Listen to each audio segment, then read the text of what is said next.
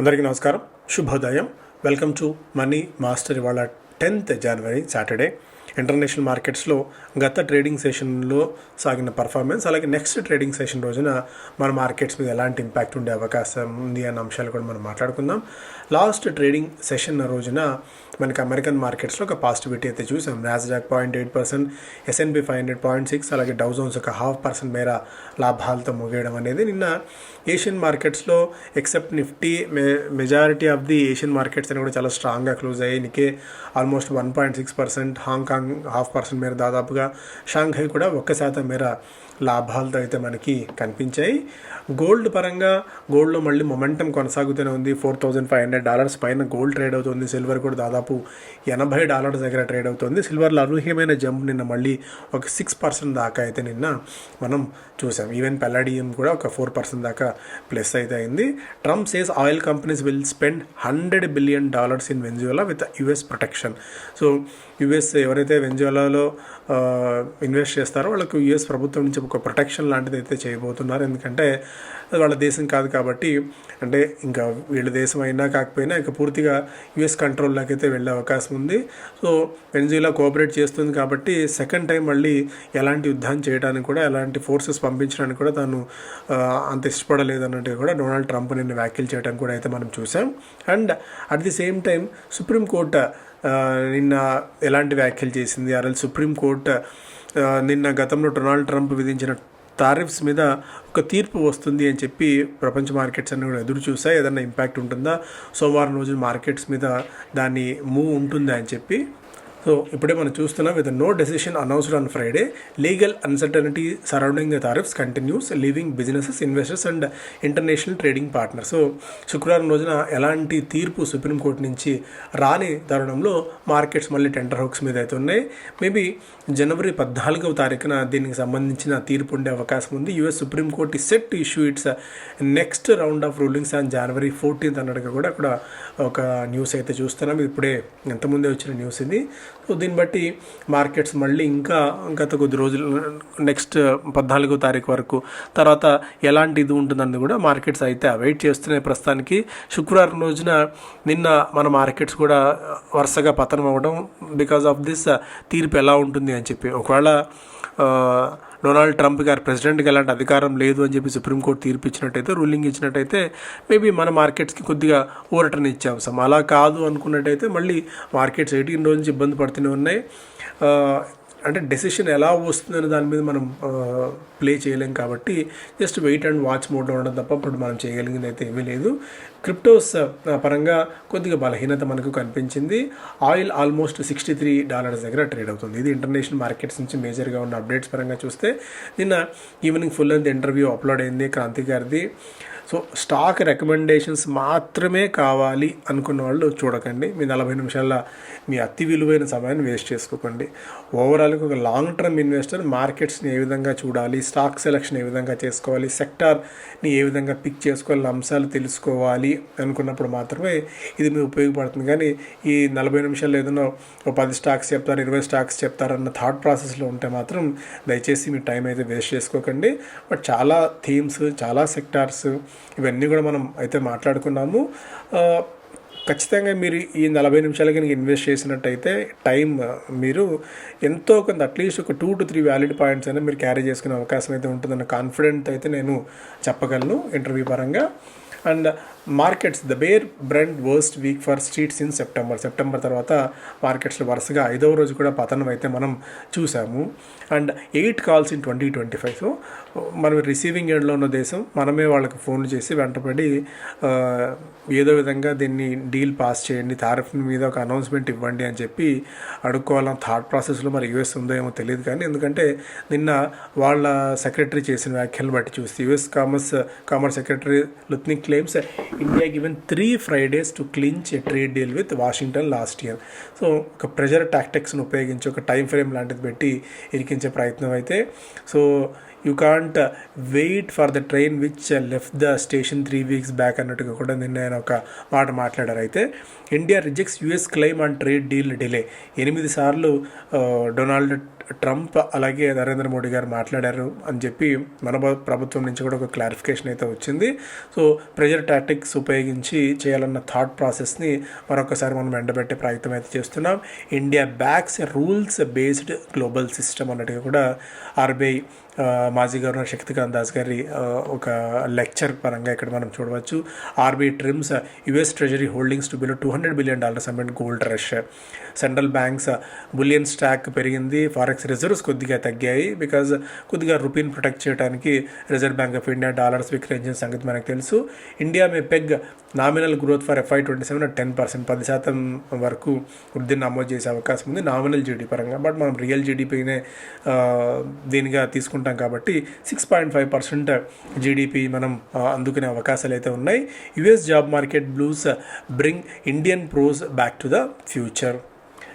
AI has come of age while some of its founders are yet to. So ఇవన్నీ కూడా first page అంశాలు. Mutual fund investors take a bigger share to gold and silver. ఇంకొక దేనికంటే ముందు equity mutual ఫండ్స్లోకి నిధుల ప్రవాహం తగ్గుతోంది. 6% మేర డిసెంబర్ నెలలో తగ్గింది అన్నట్టుగా కూడా ఒక అప్డేట్. అలాగే 17 నెలల గరిష్ట స్థాయికి ఎన్కాష్మెంట్ కూడా చేరింది. అంటే రిడమ్షన్ ప్రెషర్ కూడా మార్కెట్స్లో కొద్దిగా వస్తుంది. అంటే మార్కెట్స్ ఇలా బలహీనంగా ఉన్న తరుణంలో రీటైల్ ఇన్వెస్టర్స్ అనుకోవచ్చు, ఆర్ఎల్స్ ఎవరైనా సరే ప్రాఫిట్స్ బుక్ చేసుకుంటున్నారు, ఆర్ఎల్స్ మార్కెట్స్ నుంచి నిధులు ఉపసంహరించుకుంటున్నారు అనేది కూడా ఒక అప్డేట్గా ఇక్కడ మనం చూడాలి ఈ పాయింట్ ఆఫ్ టైంలో. సో 17 నెలల గరిష్ట స్థాయికి చేరింది. దాదాపు 41,000 కోట్ల రూపాయల మేర రిడమ్షన్స్ డిసెంబర్ నెలలో వచ్చాయి. అంటే కొద్దిగా మనకి ఈ పాయింట్ ఆఫ్ టైంలో ఒక బ్రేక్ తీసుకుంటున్నారు అన్నది కూడా అనుకోవాలి. కాకపోతే ఇదే టైం మనం మార్కెట్స్లో ఇన్వెస్ట్ చేసేందుకు ఇప్పుడు మార్కెట్స్లో కాడి దించేసి కిందకి వెళ్ళిపోతే ఇన్ని రోజులు పడిన శ్రమ, ఇన్నేళ్ళు పడిన ఎఫర్ట్ అంతా కూడా వేస్ట్ అయిపోతుంది. మార్కెట్స్ ఎలా ఉన్నా సరే don't time the market, just stay, don't time the market. మీరు ఎంత టైం మార్కెట్లో ఉన్నారన్నదే ఇంపార్టెంట్ అనేది మనం పదే అనేక మంది చెప్పే మాట. కాబట్టి టైం చేయకండి, ఎక్కువ టైం మార్కెట్లో స్పెండ్ చేసే ప్రయత్నం అయితే చేయండి. ఎలాంటి ఇష్యూస్ వచ్చినా, ఎలాంటి హెడ్విండ్స్ వచ్చినా కూడా అప్పుడే మీకు మార్కెట్స్ మిమ్మల్ని రివార్డ్ చేస్తుంది. సో ఇది net inflows in active equity funds 10% మేర తగ్గాయి. And at the same time gold and సిల్వర్లోకి నిధుల ప్రవాహం పెరిగింది. ఇక్కడ ప్రాఫిట్ బుక్ చేసుకుని అటు వెళ్తున్నారా, అలాగే రెండు తప్పే. అక్కడ ప్రాఫిట్ ఆర్ లాస్ బుక్ చేసుకుని గోల్డ్కి ఈ పాయింట్ ఆఫ్ టైంలో రావడం అనేది తప్పు అవుతుంది. రెండు తప్పులు చేసినట్టు అవుతుంది. అక్కడ ఒక రకంగా నష్టపోతారు, అండ్ ఇక్కడ ఈ గరిష్ట ప్రైజుల దగ్గర ఇన్వెస్ట్ చేస్తే ఇక్కడ నష్టపోతారు. సో డబల్ ద ఎఫెక్ట్ ఉంటుంది. కాబట్టి ఈ పాయింట్ ఆఫ్ టైంలో జంపింగ్ జపాంగ్ లాగా అటు ఇటు మారితే రెండు ఎఫెక్ట్స్ డబుల్ వ్యామ్ అయ్యే అవకాశం అని ప్రమాదం కూడా ఉంటుంది. కొద్దిగా జాగ్రత్త. అలాగే డీమ్యాట్ అకౌంట్స్ గ్రోత్ 2020లో సగానికి సగం తగ్గింది. న్యూ డీమ్యాట్ అకౌంట్ అడిషన్స్ 17% మేర మాత్రమే పెరిగింది. గతంలో 33% ఉండేది. But still something is better than nothing అన్నట్టుగా కూడా ఈ పాయింట్ ఆఫ్ టైంలో మనం అనుకోవచ్చు. డిపార్ట్మెంట్ ఆఫ్ టెలికమ్యూనికేషన్స్ వోడాఫోన్కి ఒక తీపి వార్త అయితే చెప్పింది. అండ్ ఏజీఆర్ డ్యూస్ని స్టాగర్డ్ మేనర్గా 10 సంవత్సరాల పాటు పే చేసుకునేందుకు వెసులుబాటు కల్పించింది. ఆ తర్వాత కూడా వెసులుబాటు వీళ్ళకి వచ్చింది. కాబట్టి ఒక రకంగా వోడాఫోన్ ఐడియాకి ఇమీడియట్గా నిధులు కుప్పలు తెప్పలు కావాల్సిన అవసరం అయితే లేదు. సంవత్సరానికి 124 కోట్ల రూపాయల చొప్పున 2031 వరకు 6 సంవత్సరాల పాటు 124 కోట్ల చొప్పున, తర్వాత 2035 నుంచి 100 కోట్ల చొప్పున, అండ్ మిగిలింది 2041లో చెల్లించేందుకు వోడాఫోన్ ఐడియాకి డిపార్ట్మెంట్ ఆఫ్ టెలికమ్యూనికేషన్స్ నుంచి ఒక తీపి వార్త అయితే వచ్చింది. అయితే 88,000 కోట్ల రూపాయలు ఏజీఆర్ డ్యూస్ ఉన్నాయో వాటిని ఫిక్స్ చేసేసారు. అంటే ఇంక వాళ్ళు ఎంతకాలం చెల్లించినా కూడా 88,000 కోట్లే, మళ్ళీ దాని మీద ఇంట్రెస్ట్లు కానీ అవేమి లేవు. కాబట్టి సో 88,000 కోట్లు మాత్రమే వీళ్ళు చెల్లించాల్సి ఉంటుంది. సో దానికి కూడా వీళ్ళకి టైం ఇచ్చారు. కాబట్టి ఇమీడియట్గా వీళ్ళు 16,000 కోట్ల రూపాయలు చెల్లించాల్సిన అవసరం అయితే లేదు. సో క్యాష్ ఫ్లో బయటికి వెళ్ళదు. వీళ్ళు కొద్ది గొప్ప కంపీట్ చేసేందుకు, ఎక్స్పాన్షన్ చేసుకునేందుకు స్కోప్ ఉంటుంది. అన్నీ బాగున్నాయి. దాదాపు 2 లక్షల కోట్ల రూపాయల మేర డెట్ వోడాఫోన్ నెత్తిన ఉంది. ఇప్పుడు ఏజీఆర్కి చెల్లించాల్సిన డ్యూస్ ఉన్నాయి. అండ్ ఎక్స్పాన్షన్ కోసం నిధులు కావాలి. సో ఇంతటి టైంలో వోడాఫోన్ కంపెనీగా నిలబడవచ్చేమో కానీ బట్ షేర్ హోల్డర్స్కి వెల్త్ క్రియేట్ చేస్తుందని అయితే అనుకోవట్లేదు. 2 లక్షల కోట్ల రూపాయల మేర అప్పు పెట్టుకొని ఎక్స్పాన్షన్స్కు స్కోప్ లేకుండా నిధులు క్రేవ్ అనుకున్న ఈ కంపెనీ షేర్ హోల్డర్స్ని ఏ విధంగా రివార్డ్ చేస్తుంది, ఇంత పెద్ద ఈక్విటీ ఎంత అద్భుతాలు చేస్తున్న థాట్ ప్రాసెస్ ఒక్కసారి ఫండమెంటల్స్ ఆలోచించి తర్వాత మీ ఇన్వెస్ట్మెంట్ డెసిషన్స్ తీసుకోండి. తమిళనాడు నుంచి ఒక పోర్ట్ ఐపీఓకి వస్తుంది. Kamarajar port set to sail into water. So first of its kind ఇది wholly owned subsidiary of Chennai port authority. ఇది వాళ్ళ సిల్వర్ జూబ్లీ ఇయర్లో భాగంగా ఐపీఓకి వచ్చేందుకు ఈ పోర్ట్ సిద్ధమవుతుంది అన్నట్టుగా కూడా ఒక వార్త అయితే మనం చూసాం. సాఫ్ట్ బ్యాంక్ ఓలాలో తమ వాటాను తగ్గించుకుంటుంది. దశల వారీగా సెప్టెంబర్ నుంచి 13.5% మేర వాటాన్ని సాఫ్ట్ బ్యాంక్ ఓలాలో తమ వాటాన్ని తగ్గించుకుంది. రైల్టెల్ అడిడాస్ అబ్బాలో ఇథియోపియాలో ఒక గ్రీన్ఫీల్డ్ డేటా సెంటర్ని ఏర్పాటు చేయబోతున్నారు. ఒక update. India France near mega Rafale deal amid IAF గ్యాప్స్ని తగ్గించడానికి అండ్ మరింత ఆయుధ సంపత్తిని పెంచుకోవడానికి మనం రఫేల్ నుంచి యుద్ధ విమానాలను కొనుగోలు చేయబోతున్నాం. దాదాపు 114-115 యుద్ధ విమానాల కొనుగోలు ఉండొచ్చు అన్నట్టుగా కూడా ఒక update. France president Emmanuel Macron గారు నెక్స్ట్ మంత్ ఇండియాకి వస్తున్న తరుణంలో ఇద్దరి మధ్య కూడా ఒక ఒప్పందం కుదిరే అవకాశం ఉంది. అండ్ ఇంకొకటి ఏంటి అంటే హైదరాబాద్లో ఉన్న ఎంఆర్ఓలో ఇంజన్స్, అలాగే యూపీలో జవార్లో ఉన్న అక్కడ ఎంఆర్ఓ హబ్ ఒకటి, ఇక్కడ ఇంజన్ ప్రొడక్షన్ ప్లాంట్, అక్కడ ఎంఆర్ఓ హబ్ ఏర్పాటు చేసే ఆల్రెడీ ఏర్పాటు ఉన్నాయి. వీటికి దాదాపు 60% మేర బిజినెస్ వచ్చే అవకాశం ఉంటుంది. ఎందుకంటే మ్యానుఫ్యాక్చరింగ్ ఇన్ ఇండియా కాంపోనెంట్ అధికంగా ఉండాలన్న ఒక క్లాజ్ మనం పెట్టుకుంటాం కాబట్టి ఇక్కడ దేశీయ కంపెనీస్ దీని నుంచి బాగా బెనిఫిట్ పొందే అవకాశం ఉంటుంది. ఒకటి టాటా అడ్వాన్స్డ్ సిస్టమ్స్ లాంటివి, ఎందుకంటే వీళ్ళు ఈ బిజినెస్లో ఉన్నారు కాబట్టి.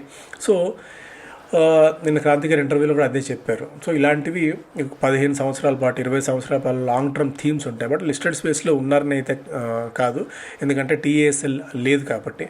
బట్ సంభవ వీళ్ళకి సరఫరా చేసే కంపెనీస్ అవన్నీ కూడా మనం మెల్లగా ఐడెంటిఫై చేసే ప్రయత్నం చేద్దాం. మీరు కూడా కొద్దిగా గ్రౌండ్ వర్క్ అయితే చేయండి.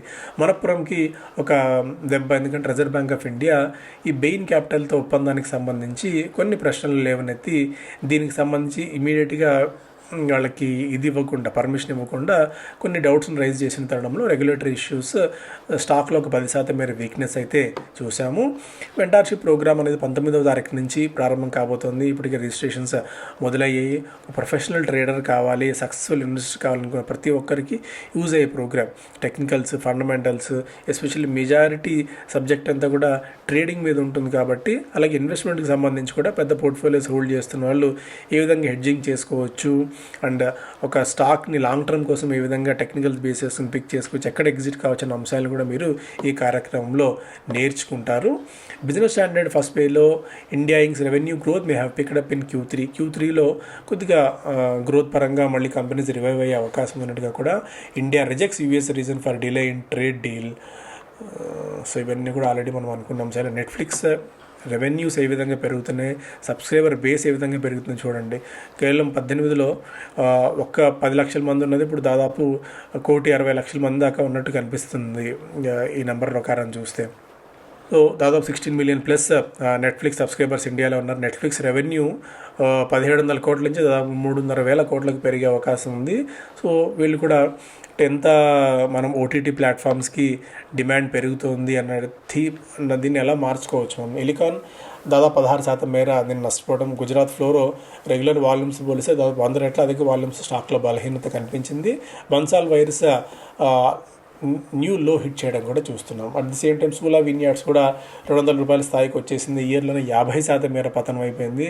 హై ఎక్స్పెక్టేషన్స్ ఉన్న స్టాక్ డిజాస్టర్గా అయితే నిలవడం మనం చూస్తున్నాము. కాంపిటీషన్ మే వెయ్ అండ్ పవర్ ఎక్విప్మెంట్ ఫర్మ్స్. ఇక్కడ నిన్న కొద్దిగా బిహెచ్ఎల్, హిటాచి, సిమెన్స్, వెర్నోవా లాంటి స్టాక్స్ అన్నింటిలో కూడా పతనం చూసాం. ఎందుకంటే గతంలో 2000 ముందు వరకు కూడా ఈ గవర్నమెంట్ కాంట్రాక్ట్స్కి చైనా కంపెనీస్ బిడ్ చేసుకునే స్కోప్ ఉండేది. తర్వాత 2000 నుంచి అది పరిస్థితి మారింది. ఇప్పుడు మళ్ళీ ప్రభుత్వం అలాంటి పాసిబిలిటీని వెయిట్ చేస్తుంది, అలాంటి పాసిబిలిటీని చూస్తుంది. ఈ ప్రభుత్వానికి సంబంధించిన గవర్నమెంట్ కాంట్రాక్ట్స్లో ఇన్ఫ్రాస్ట్రక్చర్, పవర్ అండ్ మ్యానుఫ్యాక్చరింగ్ విభాగంలో చైనా కంపెనీస్ని కూడా బిడ్ చేసే స్కోప్ ఇవ్వచ్చు అన్న వార్తలు. జస్ట్ ఇవ్వచ్చు అన్నట్టు. ప్రభుత్వం నుంచి కానీ కంపెనీల నుంచి కానీ ఎలాంటి క్లారిటీ అయితే లేదు. బట్ న్యూస్ ఎక్కడి నుంచి వచ్చిందో తెలియదు. కానీ దీంతో ఈ వార్తల నేపథ్యంలో బిహెచ్ఎల్ కానీ, హిటాచి, వెర్నోవా, సిమెన్స్ ఇలాంటి స్టాక్స్లో కొద్దిగా బలహీనత, మనం పతనం అయితే చూసాము. సో ఇవి ప్రధానమైన వార్తలు ఈ వీకెండ్ రోజున. రిక్వెస్ట్ ఒకటే, ఎందుకంటే ఇంత ఎఫర్ట్ పెట్టి చేశాం కాబట్టి కొద్దిగా మీ సర్కిల్స్లో దీన్ని షేర్ చేసే ప్రయత్నం అయితే చేయండి. Thank you so much.